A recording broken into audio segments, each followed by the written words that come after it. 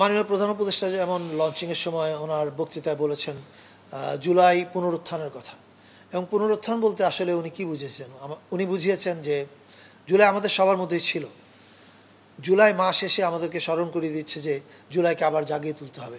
জাগিয়ে তোলার অর্থ হচ্ছে জুলাই ঐক্য। আমরা যেরকম 2024-এ এক হয়েছিলাম, আবার এক হওয়া, এবং সেই ঐক্যের জন্য একটা দিন ঘোষণা করেছে। আপনারা জানেন যে অগাস্টের 5 তারিখ মানে জুলাই 36, সেটা হচ্ছে আমাদের জুলাই গণ অভ্যুত্থান দিবস, এবং ওই দিবসে সবচেয়ে বড় অনুষ্ঠানটা হবে।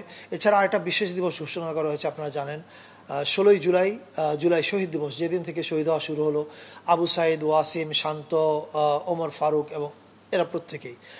এই 2 দিনের বাইরেও জুলাইয়ের 14 থেকে আমাদের মেজর ইভেন্ট কিক অফ করছে। জুলাই 14 হচ্ছে জুলাই উমেন্স ডে।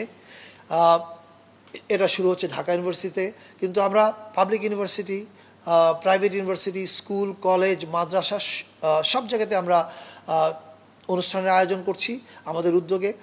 18 তারিখ হচ্ছে প্রাইভেট ইউনিভার্সিটি রেজিস্ট্যান্স ডে, 21 তারিখ মাদ্রাসা রেজিস্ট্যান্স ডে।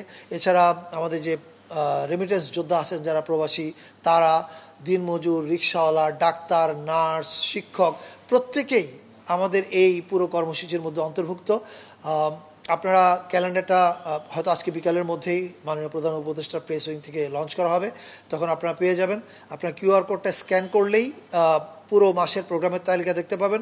আমরা সবাইকে আহ্বান জানাই, আপনারা যেমন প্রধান উপদেষ্টা মহোদয় আহ্বান জানিয়েছেন এই অনুষ্ঠানগুলোতে যোগ দেওয়ার জন্য, কিন্তু পাশাপাশি আর যত অনুষ্ঠান হচ্ছে সরকারের উদ্যোগের বাইরেও সকল রাজনৈতিক দল, স্টেক হোল্ডার্স, স্কুল, কলেজ সবার আয়োজনে সবাই সকলের অনুষ্ঠানে অংশগ্রহণ করবে।